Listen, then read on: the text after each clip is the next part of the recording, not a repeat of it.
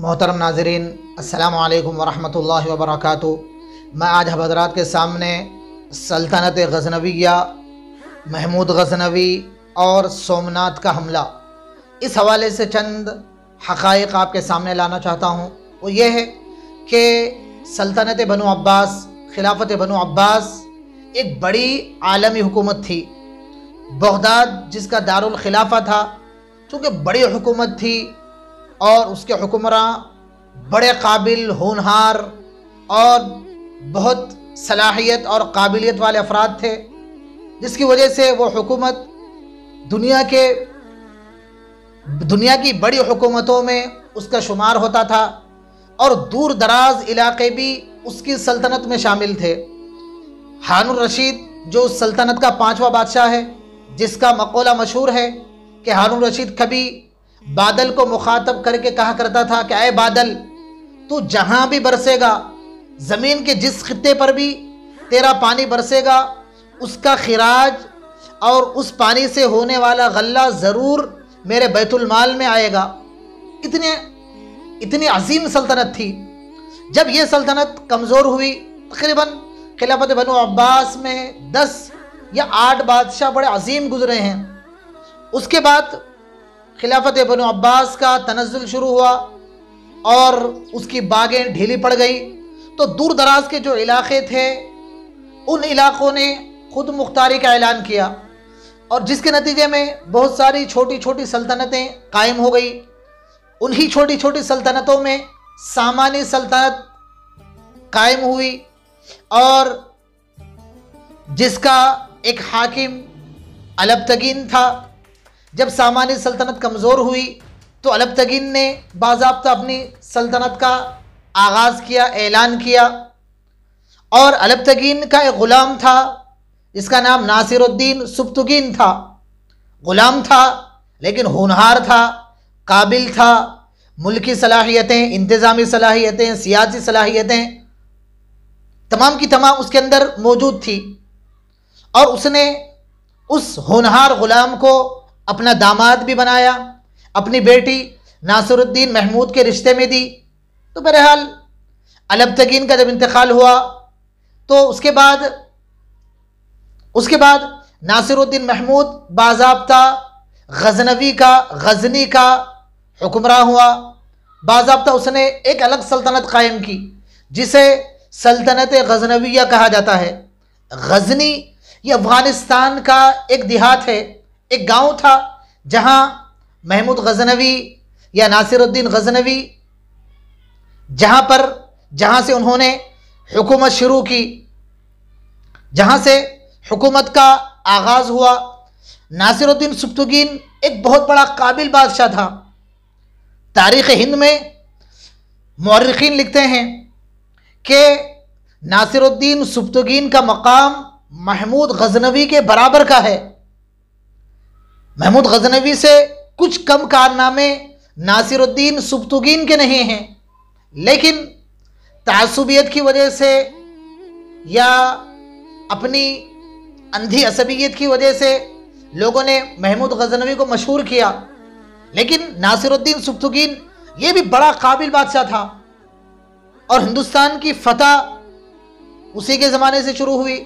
जब गज़नवी सल्तनत बढ़ने लगी, फैलने लगी, रकबा वसी होने लगा, तो यहाँ का जो राजा था, राजा जयपाल, उसने महसूस किया कि गज़नवी सल्तनत दिन ब दिन बढ़ रही है, अगर उसको ना रोक दें तो फिर वो हमारे इलाके भी हज़म कर जाएगी, हमारे इलाके भी अपने सल्तनत में शामिल कर लेगी। तो राजा जयपाल ने अचानक नासिरुद्दीन सुब्तगीन पर हमला किया। लेकिन नासिरुद्दीन सुब्तगीन चूँकि होशियार था, अक्लमंद था, उसने राजा जयपाल का बड़ा अच्छा मुकाबला किया। राजा जयपाल की फ़ौज को शिकस्त दी और राजा जयपाल गिरफ्तार हुआ।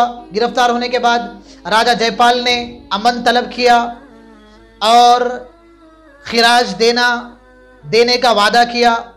तो बिलाखिर नासिरुद्दीन सुब्तगीन ने राजा जयपाल को आज़ाद किया और राजा जयपाल जब वापस अपने इलाके आया तो वादे से मुकर गया और उसने खिराज देना बंद किया, यानी खिराज ही नहीं दिया।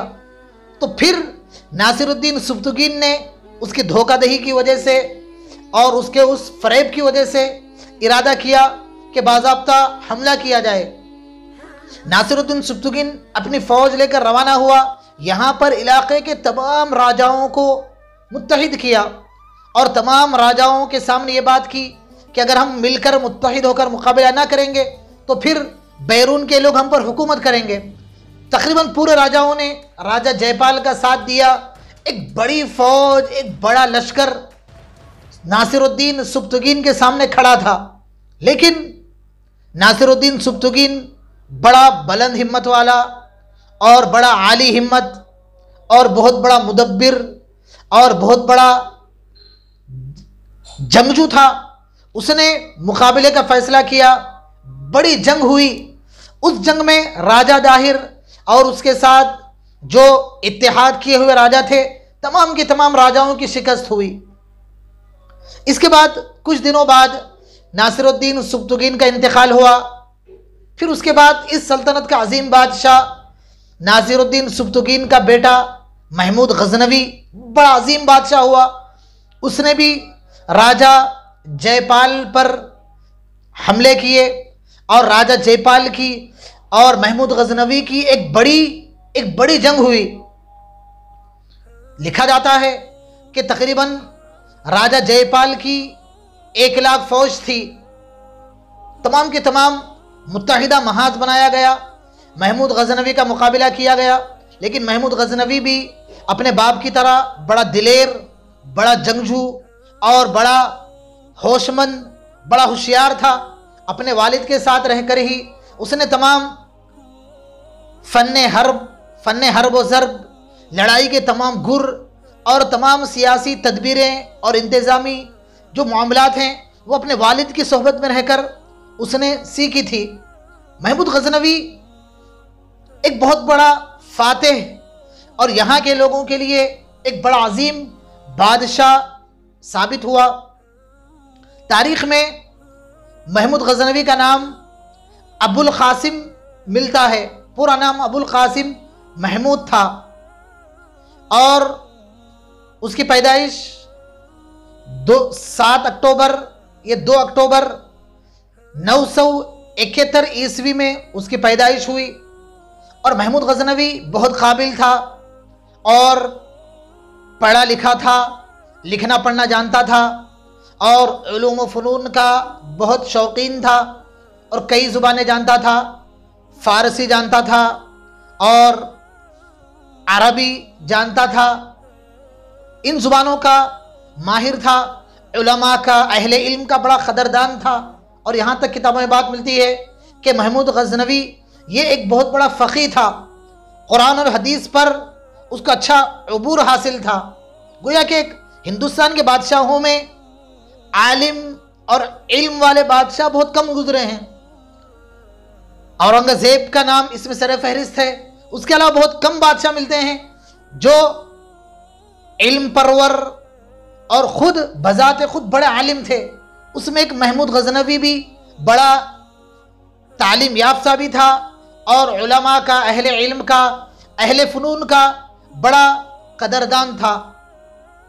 और महमूद गजनवी की शोहरत इस मुल्क में 17 हमलों से हुई। 17 हमले महमूद गजनवी के बड़े मशहूर हैं। यहाँ के तकरीबन बड़े बड़े राजाओं से महमूद गजनवी की जंग हुई और महमूद गजनवी ने कई हमले किए और हर हमले में फातेह महमूद गजनवी था। इसीलिए मुअर्रिखीन में एक अंग्रेज़ मुअर्रिख है एडवर्ड गिबन, मशहूर मुअर्रिख है। वो लिखता है कि महमूद गजनवी के कारनामों को देखते हैं तो पता चलता है कि महमूद गजनवी सिकंदर आज़म से भी बड़ा फातेह था। महमूद गजनवी के बारे में ये बात साबित नहीं होती कि महमूद गजनवी ने कभी कोई जंग हारी हो, महमूद गजनवी ने कभी शिकस्त का सामना किया हो। इतना बड़ा फातेह महमूद गजनवी था। सोमनाथ का जो वाक़या है ये बड़ा महमूद गजनवी की ज़िंदगी में बड़ी शोहरत रखता है और महमूद गजनवी के हवाले से सोमनाथ का वाक़या ये बड़ी अहमियत रखता है।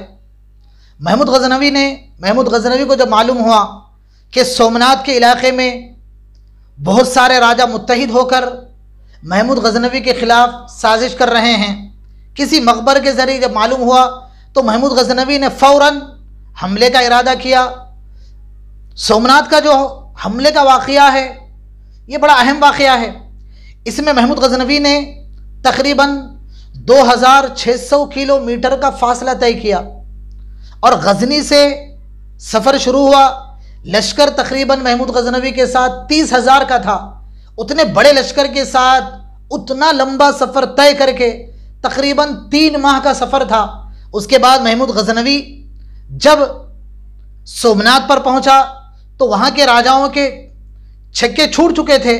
जब उन्होंने महमूद गजनवी को अपने सर पर देखा तो वो सोच भी नहीं सकते थे कि उतनी दूर से इतने बड़े लश्कर के साथ महमूद गजनवी हमारे सर पर आ खड़ा होगा। बिलाखिर महमूद गजनवी ने हमला किया, तमाम मुत्तहिदा महाज पर तमाम लोगों को शिकस्त दी, तमाम राजाओं ने शिकस्त खाई। उसके बाद महमूद गजनवी ने वहाँ जो मंदिर में जो ख़जाना था, महमूद गजनवी ने वो उस तमाम ख़जाने को अपने कब्ज़े में ले लिया। क्योंकि पिछले ज़माने में लोग मंदिरों में दौलत जमा करते थे और मुअर्रिखीन लिखते हैं कि उसमें बहुत ज़्यादा सोना, तकरीबन 20 आदमियों के वज़न के बराबर सोना महमूद गजनवी को बरामद हुआ। और महमूद गजनवी तकरीबन 1026 ईस्वी में सोमनाथ के इलाके को फतह किया और वहाँ से रवाना हुआ। उसके बाद तकरीबन 3 साल बाद या 4 साल बाद 1030 में महमूद गजनवी का इंतकाल हुआ। 3 साल से लगभग महमूद गजनवी बीमार रहा। बीमारी के हालत में भी महमूद गजनवी ने कई जंगें लड़ी हैं। महमूद गजनवी हकीकत में एक बड़ा फातेह, बड़ा अजीम जंगजू, पूरी की पूरी ज़िंदगी घोड़े की पीठ पर गुजरी और पूरी की पूरी ज़िंदगी मैदानों में और पूरी की पूरी ज़िंदगी जंग और जिहाद में महमूद गजनवी की गुजरी है, जिसकी वजह से अल्लाह ताला ने बेशुमार फतूहात से महमूद गजनवी को नवाजा था। एक मामूली गजनी, एक मामूली गांव और देहात, एक मामूली इलाके से जब हुकूमत की इतने बड़े रकबे पर हुकूमत फैलाई कि सिंध के बहुत सारे इलाके, अफ़गानिस्तान और ईरान का कुछ इलाका, इन तमाम रकबों पर गजनवी सल्तनत फैली हुई थी। तो बहरहाल महमूद गजनवी के हवाले से सोमनाथ का जो वाक़या है, इस हवाले से मुतासिबीन ने, फितना परवरों ने झूठ और धोखाधड़ी का बाजार गर्म किया है। उस वाक़ये को, सोमनाथ और महमूद के वाक़ये को लोगों ने एक मजहबी रंग देना शुरू किया। इस हवाले एक अच्छी तारीखदान रोमिला थापर, एक अच्छी मुअर्रिख हैं बर्र सगीर की, एक अजीम मुअर्रिखा हैं जिनका मौजू ही कदीम हिंदुस्तान रहा है। उन्होंने अपने कई मकालों में महमूद गजनवी और सोमनाथ इस पर बहुत काम किया है। और रोमिला थापर ने यह साबित किया है कि महमूद गजनवी का जो हमला था वो खालिस सियासी हमला था, कोई मजहबी हमला नहीं था। और तकरीबन 19वीं सदी से पहले पहले तक उसको किसी ने भी मजहबी रंग नहीं दिया, बल्कि सिर्फ वो एक सियासी हमला समझा जाता था, एक सियासी कोशिश समझी जाती थी। इसीलिए पिछले ज़माने के तारीखदानों ने, किसी ने उस वाक़ये को बड़ी अहमियत नहीं दी। जिस तरह आम राजा जब हमले करते हैं तो उसी तरह उसको भी, महमूद गजनवी के हमले को भी उसी तरह का एक हमला समझा गया। महमूद गजनवी ने मंदिर पर क्यों हमला किया, उस हवाले से भी रोमिला थापर लिखती हैं कि जब बादशाह और हुक्मरां जब मंदिरों को अपनी इख्तिदार का मंबा बनाते हैं, मंदिरों के जरिए लोगों में अपनी अजमत बिठाते हैं और मंदिरों को अपनी सियासत चमकाने का जरिया बनाते हैं, तो फिर आमतौर पर यही होता है कि उन मंदिरों को तहस नहस कर दिया जाता है। आमतौर पर उनके उस सियासी मरकज़ को ख़त्म कर दिया जाता है। यही कुछ महमूद गजनवी के वाक़े में हुआ। रोमिला थापर ये भी लिखती हैं, इस बात का भी इंकिशाफ करती हैं कि महमूद गजनवी ने मंदिर का माल ज़रूर कब्ज़े में किया, मंदिर का माल हासिल कर लिया, लेकिन मंदिर का सोमनाथ बुत का बिल्कुल नामो निशान नहीं मिटाया। उसने बुत को नहीं तोड़ा, बल्कि बुत में जो खजाना था उस खजाने को हासिल किया। रोमिला थापर इस बात की मुखालिफ हैं कि महमूद गजनवी ने बुत तोड़ा है। बहरहाल रोमिला थापर इस बात का भी इंकिशाफ करती हैं कि महमूद गजनवी और सोमनाथ का इस मसले को जो मजहबी रंग दिया गया है वो अंग्रेज़ों ने दिया है।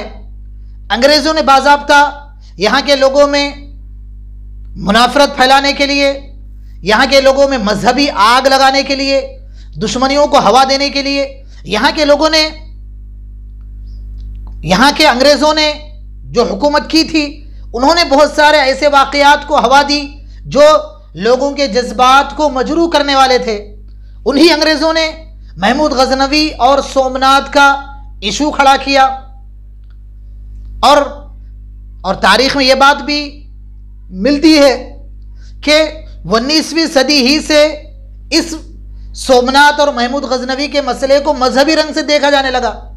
वरना रोमिला थापर तारीख से साबित करती हैं कि महमूद गजनवी के बाद कई लोग, कई साधु सनत अपने नगमों में और अपनी जो नज़में होती थी उनमें महमूद गजनवी का तज़किरा करते थे। महमूद गजनवी को कौम का हीरो बताते थे और तारीफ़ें करते थे। 19वीं सदी ही से, अंग्रेज़ों के बाद ही से इसको एक मजहबी रंग दिया जाने लगा। तारीख़ में बात मिलती है कि यहाँ का जो गवर्नर था, बरतानवी governor general lord Ellenborough ने बरतानवी पार्लियामेंट की 1843 की एक मजलिस में इस बात को, इस बहस को मुद्दा बनाया कि सोमनाथ का दरवाज़ा, इसको बाज़ाब्ता बिल के तौर पर पेश किया और अंग्रेज़ फ़ौज को हुक्म दिया गया कि जब वो बाबुल से आएँ तो महमूद गजनवी के मज़ार का दरवाज़ा उखाड़ कर लाएं। जब उस फ़ौज ने वो दरवाज़ा उखाड़ कर हिंदुस्तान पहुंचाया तो यहाँ के लोगों को ये बावर कराया गया कि ये वही सोमनाथ मंदिर का दरवाज़ा है जिसको महमूद गजनवी यहाँ से लेकर गया था और हमने उस दरवाजे को हासिल किया। लोगों को बेवकूफ़ बनाया गया। तारीख से ये बात साबित ही नहीं होती कि महमूद गजनवी ने कभी सोमनाथ मंदिर का दरवाज़ा वहाँ ले गया हो। अगर ले गया भी हो तो ये बात कहाँ साबित होती है कि उसने बाज़ाब्ता अपने मज़ार पर मंदिर का दरवाज़ा लगाने का हुक्म दिया हो।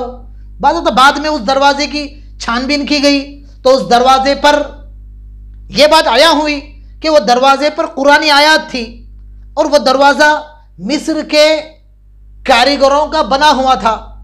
अब वो दरवाज़ा लाकर आगरा के गोदाम में रखा गया। अब लोगों को बेवकूफ़ बनाया गया कि सोमनाथ का दरवाज़ा लाया गया है और महमूद गजनवी ने जो कुछ किया था किसी ना किसी शक्ल में उसका बदला लिया गया है। ये खालिस एक सियासी साजिश थी। और उसके बाद एक और गवर्नर जनरल जॉन ने बाज़ाब्ता अपने तमाम वसाइल और अपने तमाम ज़राए इसमें सर्फ किए कि महमूद गजनवी को लुटेरा कहा जाए। 19वीं सदी से पहले किसी किताब में, किसी तारीख से ना तो महमूद गजनवी का लुटेरा होना किसी किताब से साबित होता है और ना किसी ने उस वाक़े को मजहबी रंग दिया है।